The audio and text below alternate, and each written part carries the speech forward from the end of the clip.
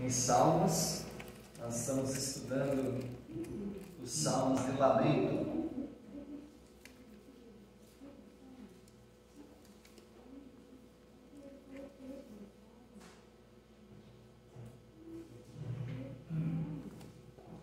Já temos visto alguma coisa sobre esses Salmos, e a pergunta que fazemos no início desse estudo, como já temos feito das outras vezes, em que o lamento ajuda o crente?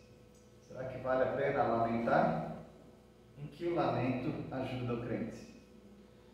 A verdade é que nós nem sempre oramos como uma forma de clamor, de lamento, aquela angústia toda. Nós oramos mantendo o nosso período de oração, fazendo uma manutenção da nossa comunicação com Deus, e nem sempre é aquele clamor. Por exemplo, se a sua despensa está cheia de alimento, sua geladeira está cheia, você está empregado, você tem o seu negócio, seus rendimentos, dificilmente você vai clamar, suplicar, lamentar, derramar lágrimas. Não. Você vai fazer isso provavelmente com outros temas da sua vida. Mas esse tema de sustento, talvez você não vai fazer isso. No entanto, como bem alguém observou, embora eu tenha todas essas coisas, se eu tiver a despensa cheia, né, a geladeira cheia, eu não vou fazer um clamor para mim, mas eu tenho notícias de que alguém está sofrendo privações. Então eu vou clamar a Deus por ela. Quem sabe até ajudar essa pessoa. A intensidade da nossa oração, ela corresponde à nossa angústia. Quando você está muito angustiado, você lamenta diante de Deus, você clama diante de Deus. Mas quando você não está passando por tanta angústia, a intensidade do seu clamor é menor. Talvez nem tenha clamor, mas agradecimento, mas, como dissemos, aquela manutenção diária da nossa comunhão, da nossa comunicação com Deus.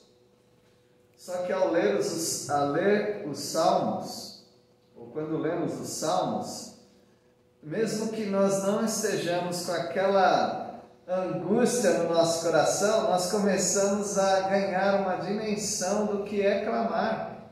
E nós, de repente, lendo os Salmos, nós começamos a lamentar, a clamar e a chorar junto com o salmista, porque nós começamos a nos identificar. E mais algo muito importante, quando você lê os Salmos, você descobre que você estava sofrendo e não sabia. É como aquela pessoa que vem acumulando angústia e sofrimento, e ela não fala para ninguém, e talvez nem para Deus ela tenha falado.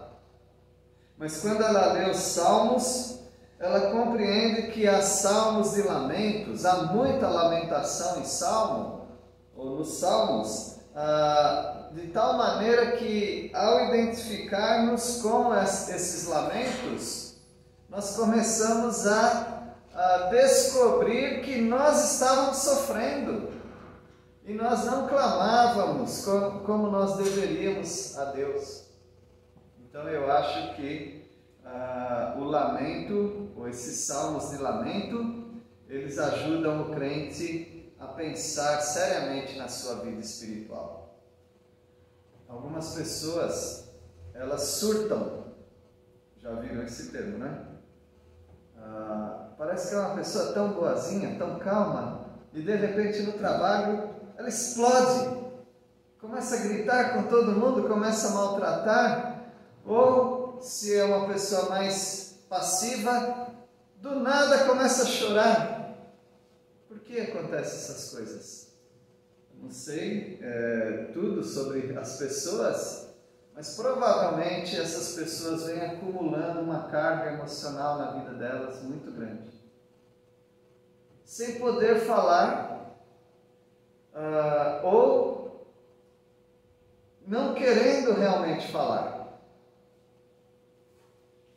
O trabalho, meus irmãos, o trabalho diário que todos nós temos, desde lavar uma louça até dirigir uma empresa, tudo que está aí nesse meio é trabalho. O trabalho ele é muito bom, mas ele é muito prejudicial ao mesmo tempo. Ele é muito bom porque as suas angústias são mascaradas. Você se distrai trabalhando. Quando você tem muitos problemas, muitas angústias, muitos projetos até, ao trabalhar, a sua mente descansa um pouco. Mas por outro lado, isso é ruim, porque ao nos distrairmos das nossas angústias, nós estamos vivendo uma vida não autêntica. E uma hora pode ser que a gente exploda. Pode ser que uma hora a gente caia em prantos, ou em irritação, frustração, raiva e ira contra alguém. Por isso os salmos, eles nos ajudam a equilibrar a nossa vida, as nossas emoções. Talvez você não saiba o quanto você esteja sofrendo, o quanto você precisa clamar. Por isso, eu acredito que ao lermos os salmos, nós ganhamos grande ajuda ao lamentarmos diante do nosso Deus. Vamos dizer assim, é como se, aí eu repito, é como se Deus não soubesse o que você está passando, até que você fale. Não é assim que diz em Filipenses 4:6? Que as vossas súplicas precisam ser conhecidas diante de Deus? Mas Deus já não conhece tudo, antes mesmo de eu falar. Essa é uma verdade, mas também é uma verdade que Ele quer conhecer, por assim dizer, Ele quer conhecer o que você está passando. E você precisa ter uma motivação. Ou você precisa estar numa angústia profunda, num desespero, ou você precisa ler os salmos. Quando você lê os salmos, mesmo que você ache que não está angustiado, você começa a perceber: eu estou sofrendo mais do que eu imaginava, não sabia.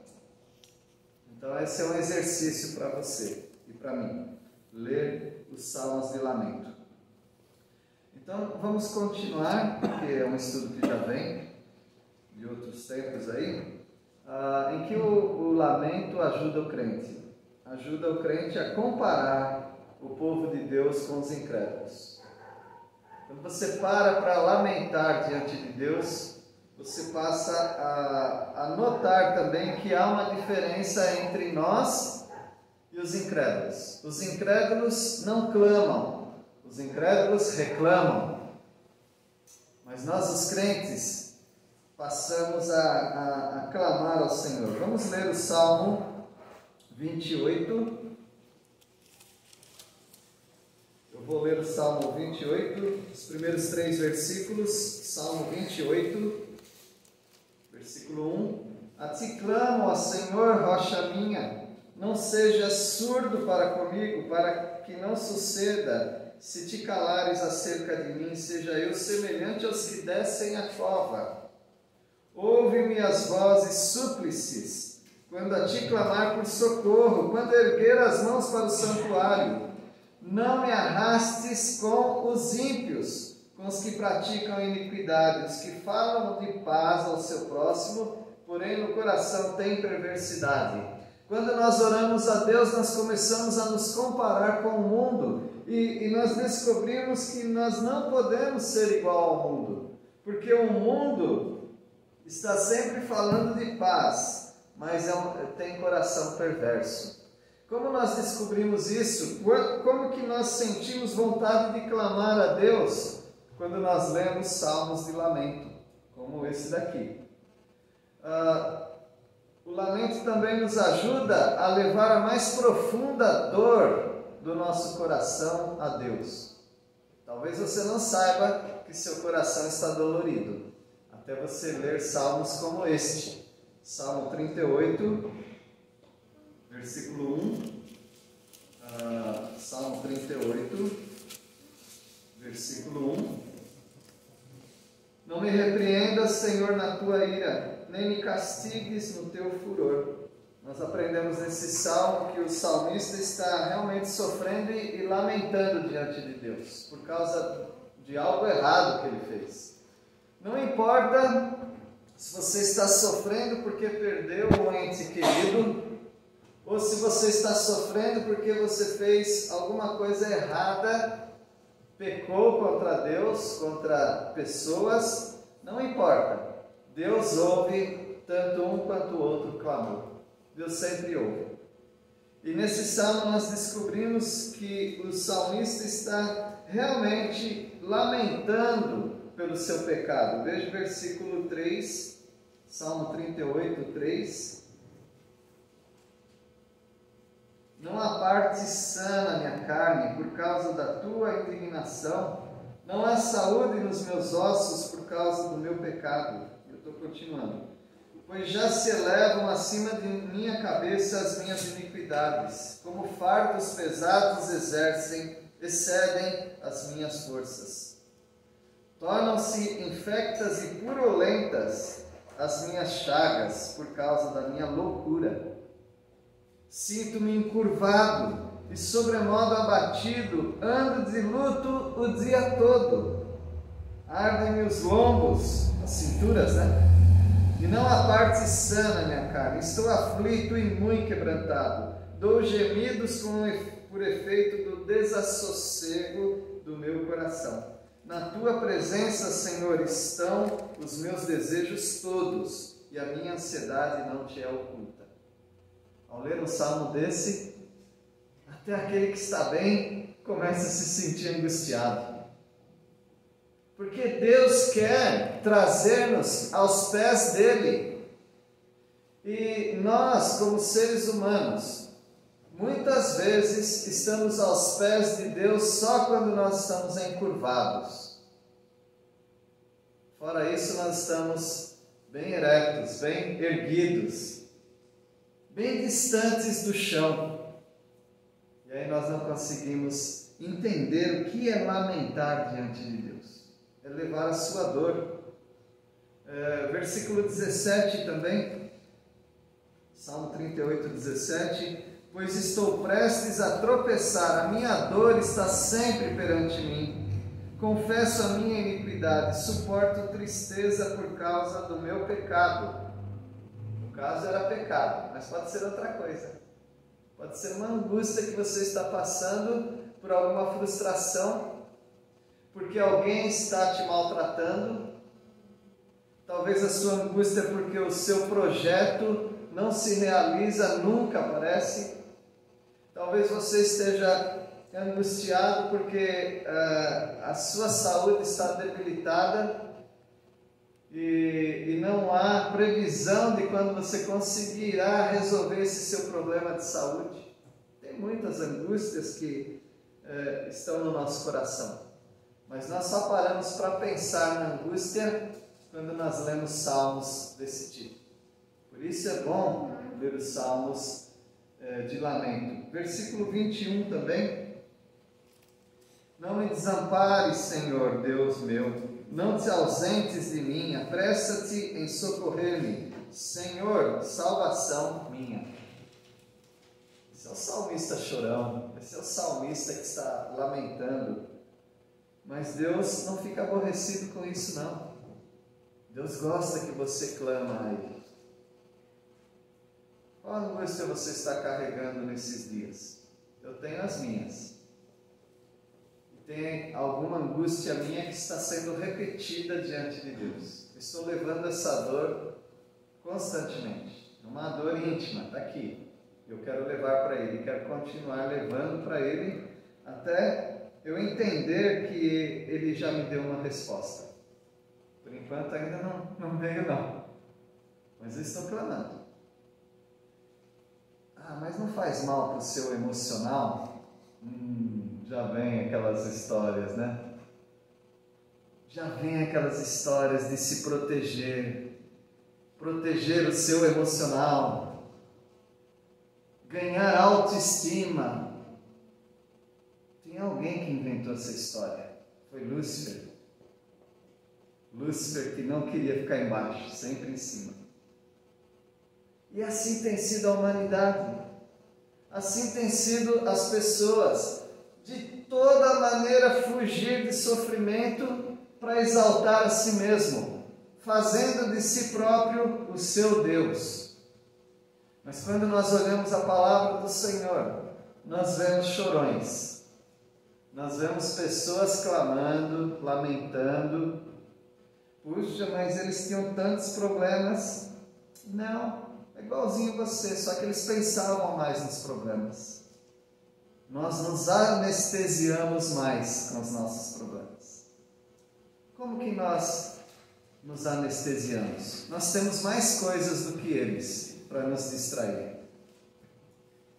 Nós temos mais cidades, nós temos mais diversão, nós temos mais informação e nós temos mais pessoas que estão dizendo para nós: curta a vida, sinta-se bem, sinta-se bem.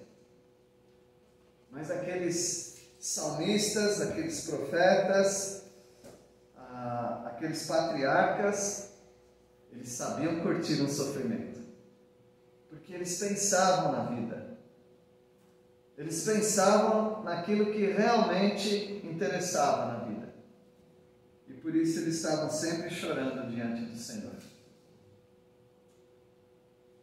As mulheres na Via Cruz, quando Jesus estava carregando a cruz, começaram a chorar por ele. O que ele falou? Não chore por mim, não. Chore por vocês, por seus filhos. Se estão fazendo isso com lenho verde, imagina o que farão com lenho seco. Nós não estamos cientes do nosso próprio sofrimento. E esses salmos nos motivam a pensarmos mais seriamente. Em que o lamento pode ajudar você a não se esquecer de Deus? Salmo 44 agora. Vamos ver que é um salmo também de lamento. É um salmo que dá a impressão que os filhos de Corá, músicos, né, fizeram o salmo, dá a impressão que eles se sentiam abandonados por Deus, mas às vezes não parece que Deus te abandonou também? Às vezes você não se sente assim? O que você faz? Fala para Ele que você se sente abandonado. Ah, mas isso não é blasfêmia? Blasfêmia é não falar com Deus, é um desprezo não falar com Deus. Nós falamos com Deus aquilo que nós sentimos. Se estiver errado, Ele corrige. Mas fale com Deus. Salmo 44, versículo 9. Agora, porém, tu nos lançaste fora e nos expuseste à vergonha, e já não sais com os nossos exércitos. Os salmistas sentiam que Deus não ia com eles para a batalha. Já pensou em ir para a batalha sem Deus? É assim que eles se sentiam. No versículo 11, entregaste-nos como ovelhas para o corte e nos espalhaste entre as nações. Sentindo esse lamento, sentindo que Deus nos abandonou. Mas isso faz muito bem nós clamarmos ao Senhor dessa maneira, porque veja o versículo 17. Tudo isso nos sobreveio, entretanto, não nos esquecemos de ti, nem fomos infiéis à tua aliança, nem tornou atrás o nosso coração, nem se desviaram os nossos passos nos teus caminhos. O salmista não se esquece de Deus, apesar da angústia que ele está passando. Muitas pessoas estão se desviando do Senhor, mas pergunta para elas se elas têm clamado a Deus. Não. Elas viraram as costas para Deus sem chorar diante dele. Não é que você tem que dar uma chance para Deus? Longe de um ser humano pensar isso. É uma chance para você mesmo. Antes de você se desviar de Deus, antes de você parar de pensar nas coisas de Deus e no povo de Deus, na palavra de Deus, vá para o seu quarto, vá chorar um pouco diante de Deus, conta para Ele a sua angústia, conta para Ele que você já se desanimou. Depois você fala para mim qual foi o resultado. O salmista, ele estava lá, não estava economizando lágrimas não. Ele estava clamando ao Senhor. No versículo 17 e 18, bom, isso foi o que nós lemos, né? Versículo 20 agora, 20 e 21.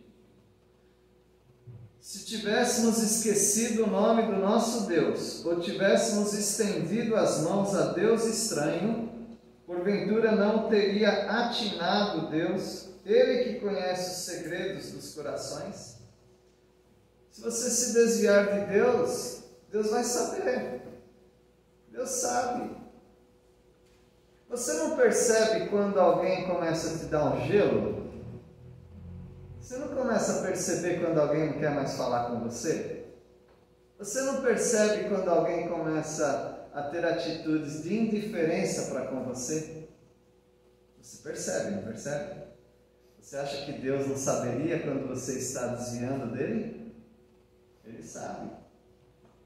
Por isso nós precisamos voltar ao nosso Deus.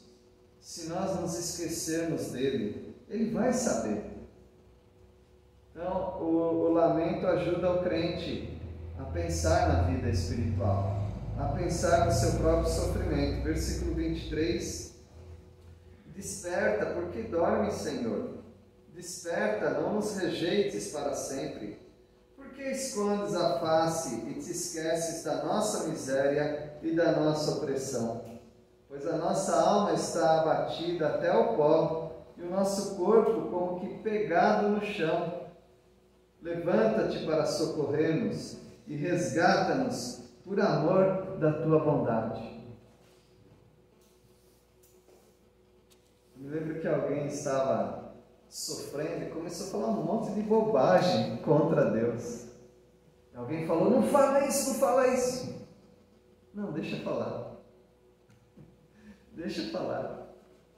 Você acha que Deus vai se desmontar de choro? E Deus não aguenta suas críticas diante dele? Jó gastou 40 ou 38 capítulos se lamentando e falando e dizendo que ele era justo, Deus que não estava entendendo. Ele não estava falando isso, mas dava a impressão que ele estava dizendo isso. Deus não está entendendo o meu sofrimento, Ele não está entendendo o quanto eu sou justo. Deus deixou.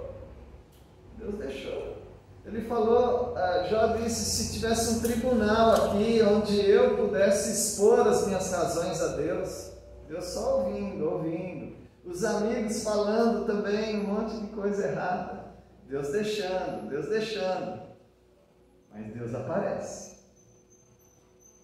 Ele faz lá um redemoinho, e lá ele aparece. Aí o que Jó fez? Amarelou. Eu falava daquilo que eu não sabia. Deixa as pessoas falarem. Deixa elas falarem.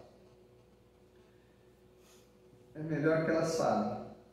Porque tem muita gente que parou de falar com Deus. Você parou de falar com Deus? Você está só fazendo uma rezinha pela manhã? Não pare de falar com Deus. Fale para Ele o que você está sentindo. Ele é seu amigo. Você vai descobrir o quanto Ele vai te surpreender com o amor dEle, com o cuidado, o carinho, o consolo, a disciplina. Como Ele vai te corrigir. Como você vai se tornar uma pessoa mais madura. Lamento. Não é todo dia que a gente tem lamento. As pessoas não querem lamentar. Elas querem mais viver no estilo deixa a tristeza para lá. Mas o nosso Deus está nos convidando através desses salmos, não a desafiá-lo, porque ninguém aqui tem condições de desafiar a Deus, mas a levar a nossa angústia ao Senhor. O Lamento 54.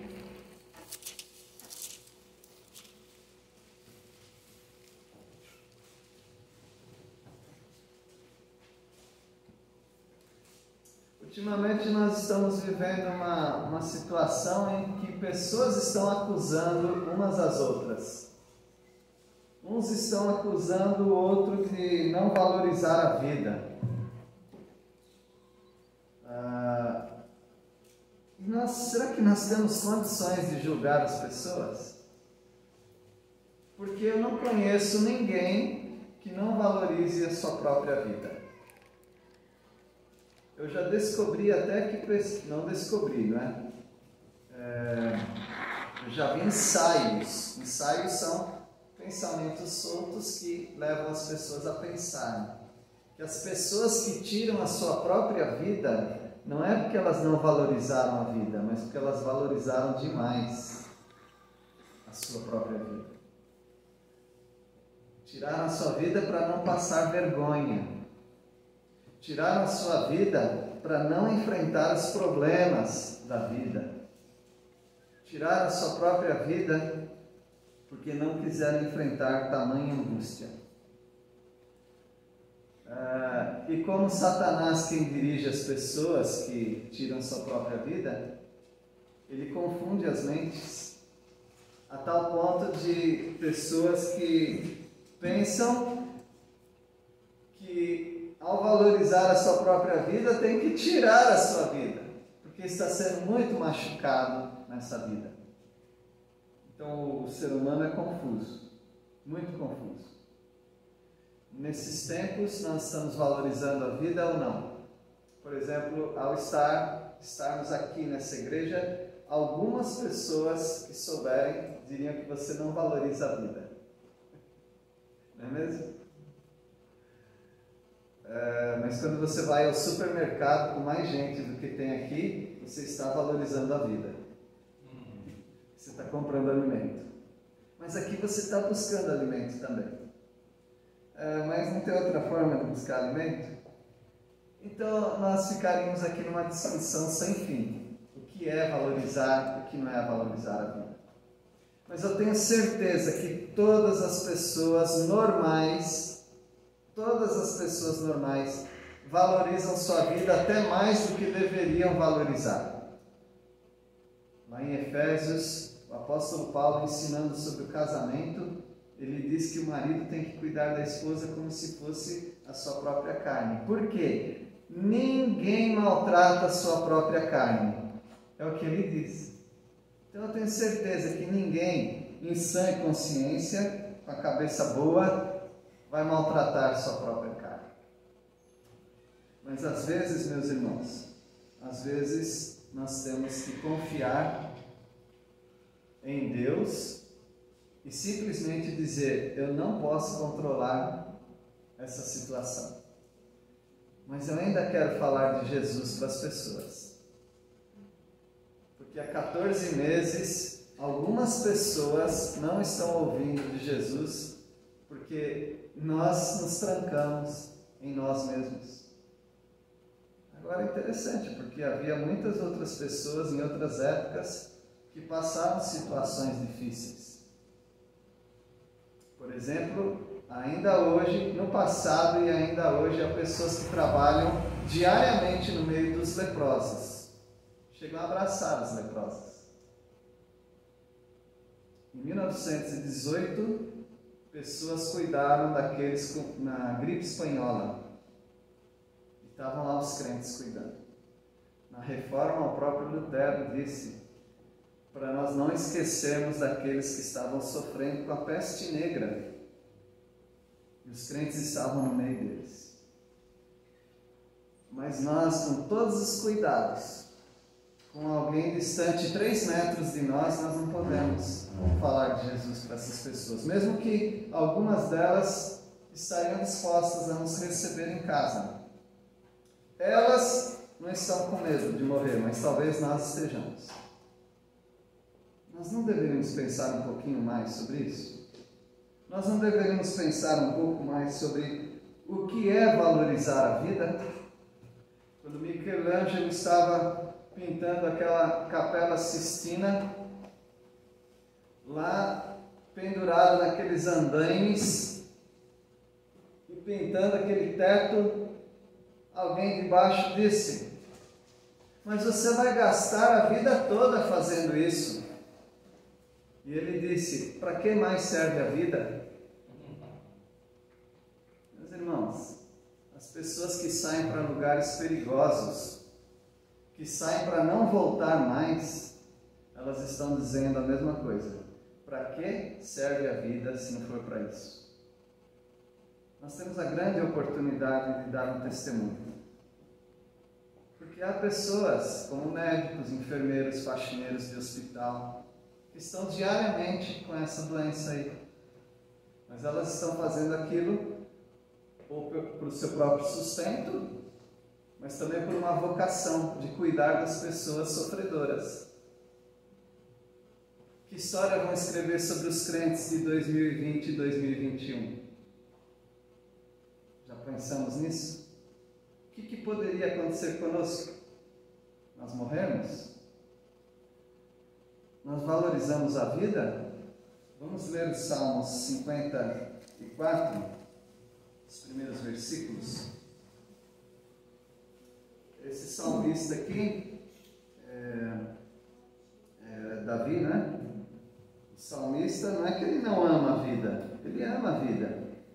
Mas tem algo que é até mais importante do que a vida. Então vamos ler. Ó Deus, salva-me pelo teu nome e faz-me justiça pelo teu poder. Escuta, ó Deus, a minha oração, dá ouvidos às palavras da minha boca. Pois contra mim se levantam os insolentes e os violentos procuram o quê? Opa, ele está orando. Ele está clamando porque ele dá valor na vida. Ele não está querendo morrer hoje. Mas ele clama ao Senhor. E é o que nós podemos fazer também, clamar ao Senhor. Versículo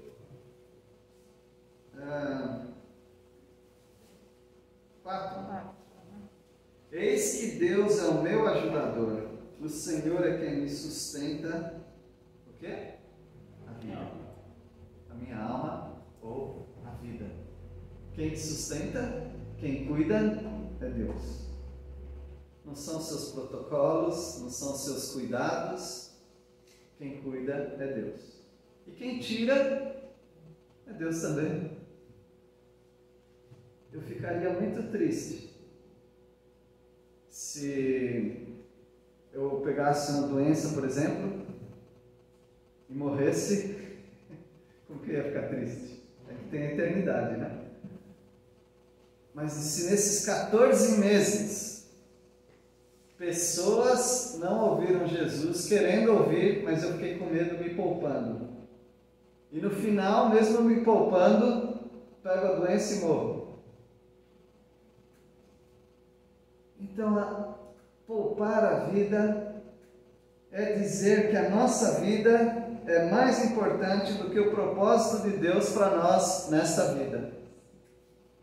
Tem algo mais importante que a vida: a graça de Deus, pessoas alcançadas com o Evangelho. Alguns falam: não, mas é só um pouquinho, é só um pouquinho, não dá para aguentar um pouquinho. Em 14 meses, será que alguém não vai morrer, não? Em 14 meses, será que alguém não poderia ter ouvido a palavra de Deus? Agora, essa é a angústia do meu coração. É uma angústia que eu tenho para todo canto que eu olho. Eu estou falando dos irmãos dessa igreja. Nós estamos aqui, né? Tem igrejas que há 14 meses não se reúnem.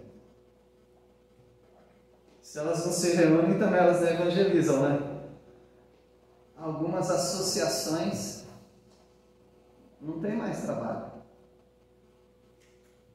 Então, será que vale a pena ficar bem assim? Não, o que importa é que nós estamos bem. O crente nunca está bem se ele não fizer aquilo para o que Deus o chamou. Porque no final das contas, se sobrar só nós, para que serve a igreja no mundo? Porque a palavra nós já temos, a edificação nós estamos recebendo, mas e aquele incentivo de buscar aqueles que precisam do Evangelho? Eu não quero que ninguém me receba na casa se não quiser. Mas se alguém quiser me receber na casa, por que não? A gente toma cuidado, a gente usa máscara, a gente faz isso, aquilo. Mas se tem alguém, se tem um incrédulo que topa, eu topo também.